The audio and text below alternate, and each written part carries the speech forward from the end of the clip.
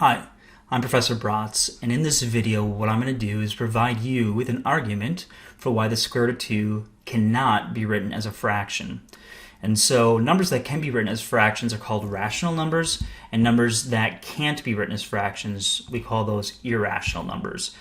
So I'll give you a justification in this video for why the square root of 2 is an irrational number. Now, I'm not going to do with fancy mathematical proofs, just an argument. And I think that as a student or as a parent trying to explain this to either a middle school student or a high school student, that this will at least arm you with some kind of justification for why the square root of 2 is an irrational number. So let's go ahead and get started. So first, the layout of our argument. The idea would be the following. We're going to assume something is true. Okay. For example, for us, we're going to assume that the square root of 2 is a rational number. Okay, that's our assumption. We're going to let that be true. Okay. We're going to say it's the case that the square root of 2 is a rational number. It can be written as a fraction. And then what I'm going to do is I'm going to show you by a line of argument that leads to something that's not true. It contradicts itself. And because of that, we're going to be able to go back and throw out this idea that the square root of 2 is rational, because it's not. It is irrational. Okay, so let's walk through that argument now. So first things first, if square root of 2 is rational, then square root of 2 equals some fraction. We'll call it a over b. Okay, now a over b, a and b are just integers, so they come from the line of numbers. I'll write that down. So a and b, they come from this set of numbers, -3, -2, -1, 0, 1, 2, 3. And that's the definition of a rational number. Now, of course, b is not 0, and in this particular case, a is not 0 either, because if a was 0, then square root of 2 would be 0, and that doesn't make any sense. But they're going to come from in here somewhere. Now, the next thing that I'm going to mention is really important, and it's kind of the crux of the argument that I'm going to make.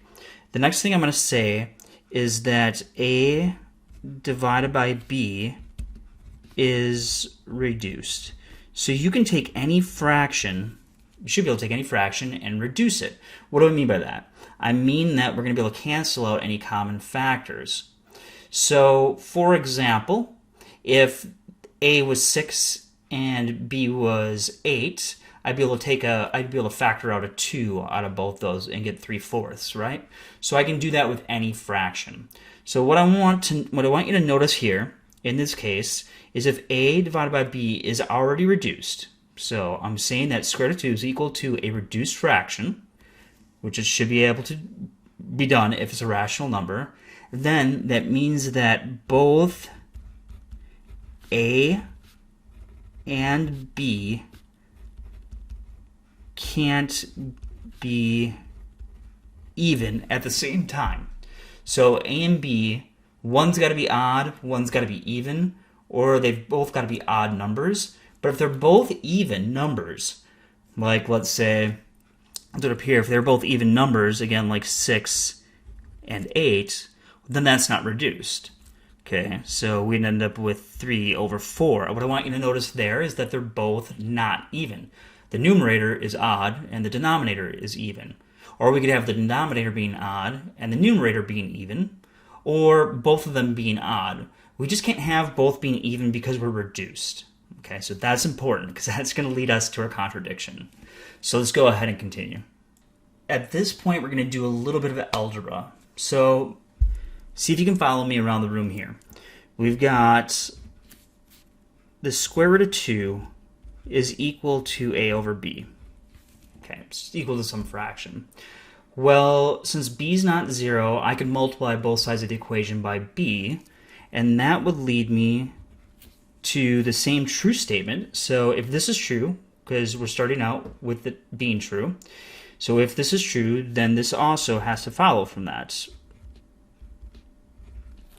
Now if I square both sides,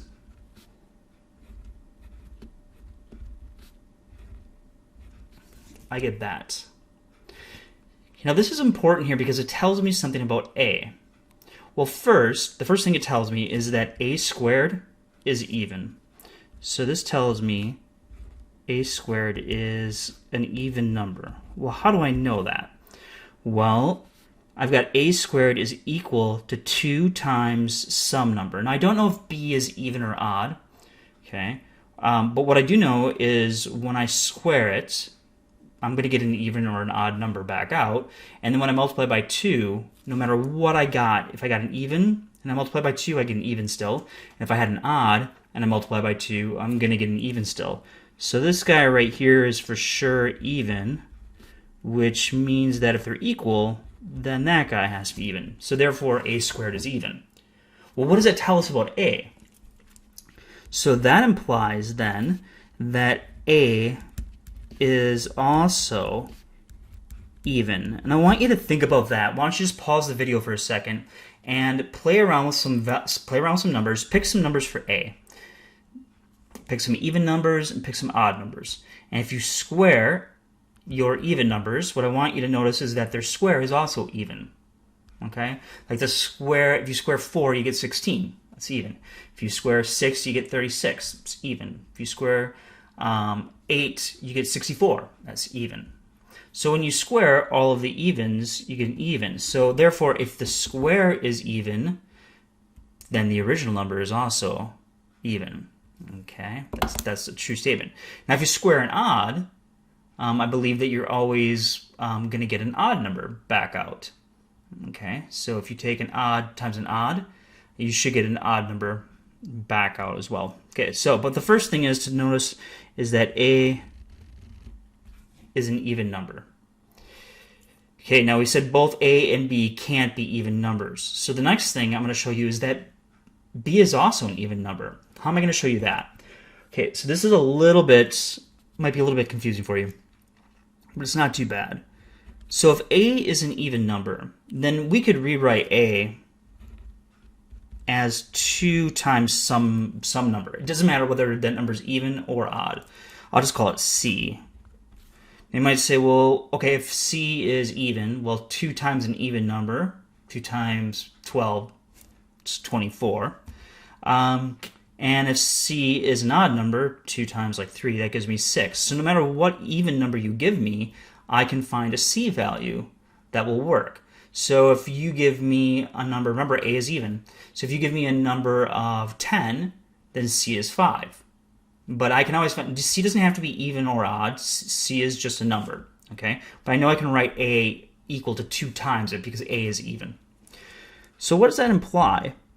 Well, that implies back here, if you take a look right here, if I just insert this for a, I get the following. I get 2b squared is equal to 2c squared. Now, if I go ahead and I simplify that, I get 2b squared is equal to 4c squared. Okay, if I divide both sides by 2, I get that b squared is equal to 2 times c squared. Wait a minute. That tells me that b squared is even because it's 2 times some number. So this implies that b squared is also an even number, which implies, again, that b is even. Okay, so just by the same argument that we had here, that a is even, we know that b is also even. Well, so what? Well, we know that if a is even and b is even, then this wasn't reduced. But at the beginning, we reduced this fraction. We said that it was already reduced. And so we said that both a and b can't be even, but we just showed that if square root of 2 could be written as a fraction, then a and b both have to be even, meaning they're not reduced. So we ended up at this spot where things don't make any sense. We know that we originally started with something that was reduced, okay, and then we ended up with something that wasn't reduced. And so that right there tells us that something's broken and that square root of 2 cannot be a rational number. So therefore,